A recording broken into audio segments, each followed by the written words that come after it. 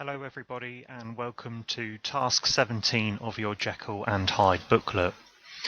Last session you began chapter 4 and explored the brutality of Carewe's murder by Hyde. So in this session we'll continue reading the next parts of chapter 4, the Carewe murder case, and discuss how Utterson is connected to the murder and also how his character is presented in the extracts. First we'll begin by reading the extract, and then I'll go through some vocabulary that you may not be familiar with. So what would be effective is to follow the extract along in your booklet or on here and make notes as you go, pausing the video when needed. It was 2 o'clock when she came to herself and called for the police. The murderer was gone long ago, but there lay his victim in the middle of the lane, incredibly mangled. The stick with which the deed had been done, although it was of some rare and very tough and heavy wood, had broken in the middle under the stress of this incessant cruelty, and one splintered half had rolled into the neighbouring gutter. The other, without doubt, had been carried away by the murderer. A purse and gold watch were found upon the victim, but no cards or papers, except a sealed and stamped envelope, which he had been probably carrying to the post, and which bore the name and address of Mr. Utterson. This was brought to the lawyer the next morning, before he was out of bed, and he had no sooner seen it and been told the circumstances, than he shot out a solemn lip. "I shall say nothing till I have seen the body," said he. "This may be very serious. Have the kindness to wait while I dress." And with the same grave countenance he hurried through his breakfast and drove to the police station, whither the body had been carried. As soon as he came into the cell he nodded. "Yes," said he, "I recognise him. I am sorry to say that this is Sir Danvers Carewe." "Good God, sir!" exclaimed the officer. "Is it possible?" And the next moment his eye lighted up with professional ambition. "This will make a deal of noise," he said, "and perhaps you can help us to the man." And he briefly narrated what the maid had seen, and showed the broken stick. Mr. Utterson had already quailed at the name of Hyde, but when the stick was laid before him, he could doubt no longer. Broken and battered as it was, he recognized it for one that he had himself presented many years before to Henry Jekyll. "Is this Mr. Hyde a person of small stature?" he inquired. "Particularly small and particularly wicked-looking, is what the maid calls him," said the officer. Mr. Utterson reflected, and then, raising his head, "If you will come with me in my cab," he said, "I think I can take you to his house." So let's go through the vocabulary that you may not be familiar with in this extract. The first one, you may have heard this one before, but mangled just means to be disfigured or deformed, and I'll put there underneath where it appears in the extract.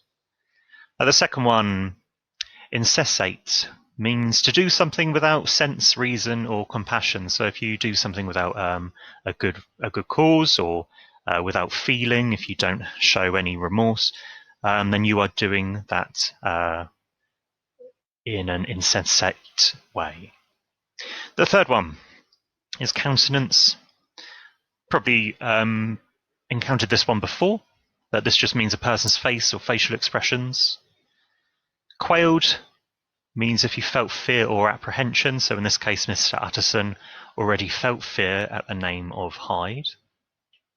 And then stature just means height, size, or build.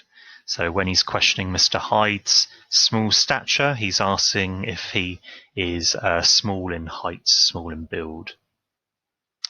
Okay, so now we'll explore the points that show Mr. Utterson's connection to the murder. And I've put in pink the first one, which is when the police found the sealed and stamped envelope, which had Utterson's name and address on.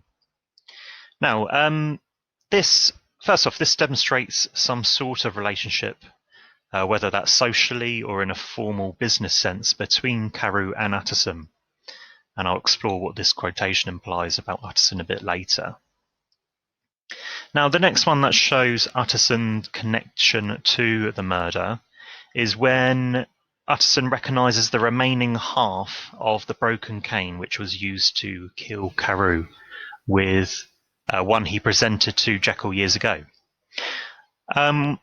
Notice how he does not react to this realisation, and he continues with his inquiry in an orderly way. So what does this say about Utterson? And we'll talk more about that a bit later. What I do want to focus on in this quotation is Stevenson's use of symbolism here, as it's quite distinctive. He uses the verb presented when Utterson recognises the stick as one he presented to Jekyll years ago. Now, this implies Utterson's respect for moral behaviour and social standing, as to be presented with something suggests that the recipient has earned it somehow, and the donor, in this case Utterson, recognises this deserving quality. However, now the stick is broken, this could symbolise how respectability has been destroyed, and the cane now represents wickedness and the loss of morality. The third connection I found is the final quotation of this extract, which shows Utterson's knowledge of the murderer's house. But he uses uncertainty in the verb think when he says, I think I can take you to his house. I think he aims to distance himself somewhat from being associated with the murderer because he is talking to the police at this time. And the question I would ask you is, could he be using this to maintain his reputation within society? Now, in the last part of this session, we'll explore how Utterson is presented in this extract. So what I've given is 3 different key points that I found with the relevant quotations. So firstly, as discussed before, Utterson is connected to Carew through the letter that was found on his body. Now, we see the importance of written documents within the novella overall, specifically in relation to Mr. Utterson. From the beginning, which centres around Jekyll's will, and in this chapter, Sir Danvers Carew's letter to Utterson connects him to the murder. But clearly, Utterson is deeply integrated in London's high society, but not only in the social arena, but also through his business as a lawyer. Although we do not learn what Sir Danvers Carew's letter contains, its existence alone demonstrates Utterson's important role in London society. And then later on in the novella, written documents will prove even more important, as it is from such written documents that Utterson finally learns the truth about the mystery of Dr. Jekyll and Mr. Hyde. The next point. He is also shown to be a character that exhibits honour, loyalty, logic, and these are things that are really looked up to in Victorian society. These values are really well respected. When the police approach Utterson the morning after Carew's murder, Utterson would not discuss anything until he has seen the body. So he's repressing himself from displaying thoughts or emotions, but he's also behaving in a proper manner despite the circumstances. Now, these are typical characteristics that a Victorian gentleman should present. And the third point, he appreciates loyalty and preserves reputation and order. So during his conversation with the police, he provides them with a great deal of information in order to find the murderous Hyde. However, he stops short of telling the police of the connection between Hyde and Dr. Jekyll.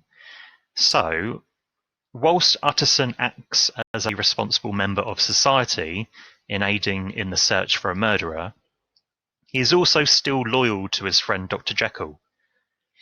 Utterson does this to protect his friend's social standing and respectability, whilst keeping his own suspicions to himself. Utterson, true to his Victorian society, adamantly wishes not only to preserve Jekyll's reputation, but also to preserve the appearance of order and decorum, even as he senses a vile truth lurking underneath. Now, that's the end of this session. I hope you found this useful. Next session, you will continue reading from where you left off in this chapter and explore how the Gothic setting is established. Until then, take care and see you soon.